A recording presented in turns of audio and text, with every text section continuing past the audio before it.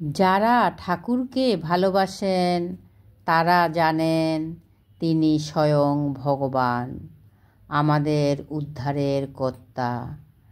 তার রাতুল চরণে প্রণাম জানিয়ে শুরু করছি ঠাকুরের মুখনিসৃত অমৃতবাণী বেদবাণী প্রথম খণ্ড থেকে।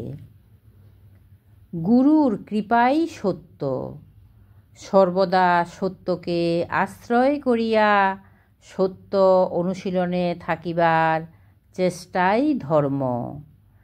মায়ের পুত্র হইয়া থাকিতে অভিমানী হইবে, মাতাই সকল অভাব দূর করিয়া সংসার সংকট হইতে উদ্ধার করিবেন, সংশয় নাই।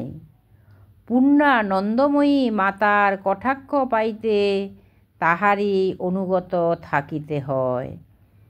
পত্রাংশ 176। এই শরীর গুরুর, তিনি যাহা করিবেন তাহার অন্যথা কে করিবে? সংসার মায়াময়, ভ্রান্তিজনক, যাহাতে এই সংসার সমুদ্র হইতে নিষ্কৃতি লাভের উপায় হয় তাহাই করা প্রয়োজন। পত্রাংশ 177। সংসার মায়াময়, কাল ও চক্রেই ভ্রমিতেছে, কাহারও কিছু করিবার শক্তি নাই। পত্রাংশ 178। সর্বদা ভগবানের নিকট রতি রাখিতে চেষ্টা করিবে। পত্রাংশ 179।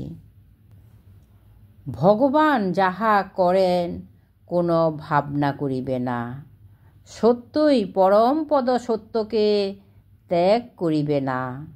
সর্বদা মনকে সত্যপথে রাখিতে চেষ্টা করিবে। পত্রাংশ 180। সবাইকে জানাই রামময় প্রীতি ও শুভেচ্ছা। জয় রাম, জয় গোবিন্দ।